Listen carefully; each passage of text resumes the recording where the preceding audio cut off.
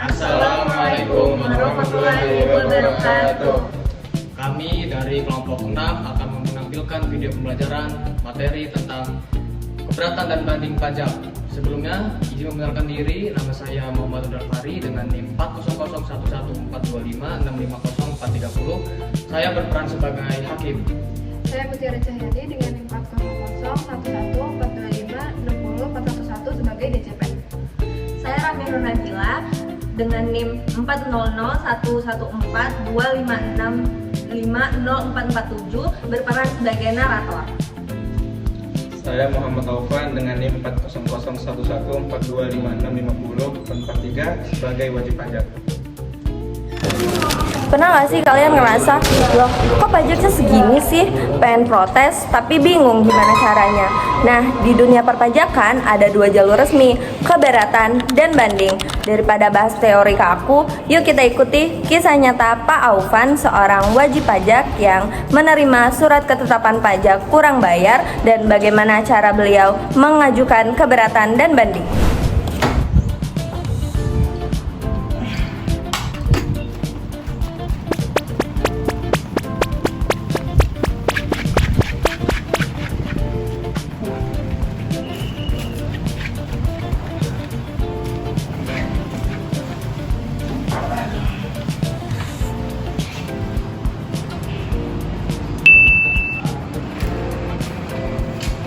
Motif apaan ya?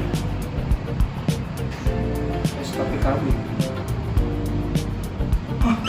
1,5 M? Loh, kok bisa banget? Wah, ini harus protes sih. Kita harus protes sih. Teman gua ya, gagal. Bu, halo Bu, saya baru menerima SKPKB dari pagi dan menurut saya jumlahnya terlalu besar untuk saya, Bu. Apakah saya bisa mengajukan pengurangan untuk hal itu?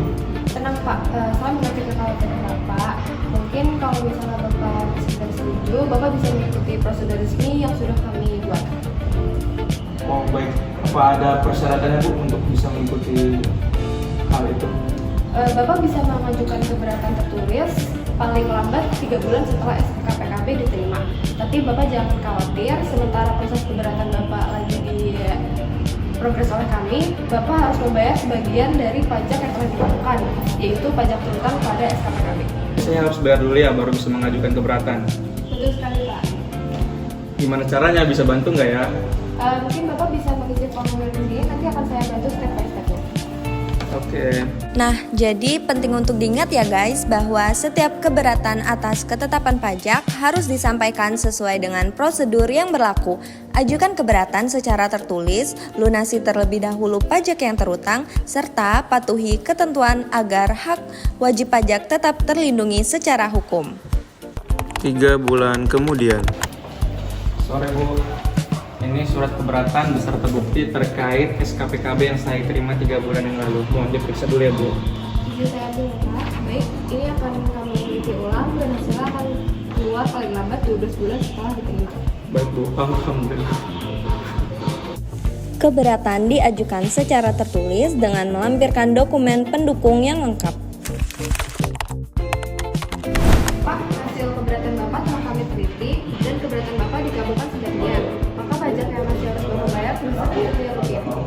Alhamdulillah dikabulkan sebagian, tapi bagaimana dengan dendanya Bu?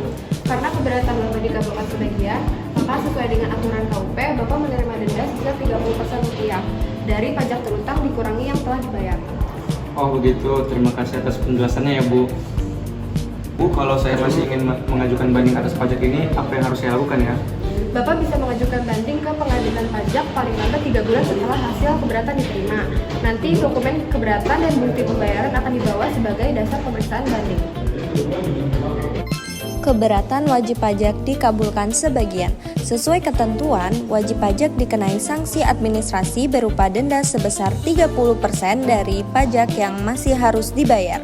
Jika wajib pajak belum puas dengan hasil ini, ia berhak mengajukan banding ke pengadilan pajak dalam waktu paling lama 3 bulan sejak keputusan keberatan diterima. Prosedur ini menjamin keadilan sekaligus kepastian hukum bagi wajib pajak. A few moments later. Setelah dilakukan bukti dan mengecekkan laporan keuangan Bapak Upan, ternyata benar DJP salah hitung. Banding dikabulkan sebagian dan SPKB dikoreksi dari 1 miliar menjadi 5 juta. Alhamdulillah. Tapi saya tetap kena sanksi apa? Betul, sesuai dengan pasal 27 ayat 2, meskipun banding dikabulkan tetap dikenai administrasi 60% sesuai dengan pasal tersebut. Oh begitu ya Pak, terima kasih atas penjelasannya Pak. Setelah mengajukan banding ke pengadilan pajak, perkara akan diperiksa secara independen oleh majelis hakim. Putusan banding bersifat final dan memiliki kekuatan hukum tetap.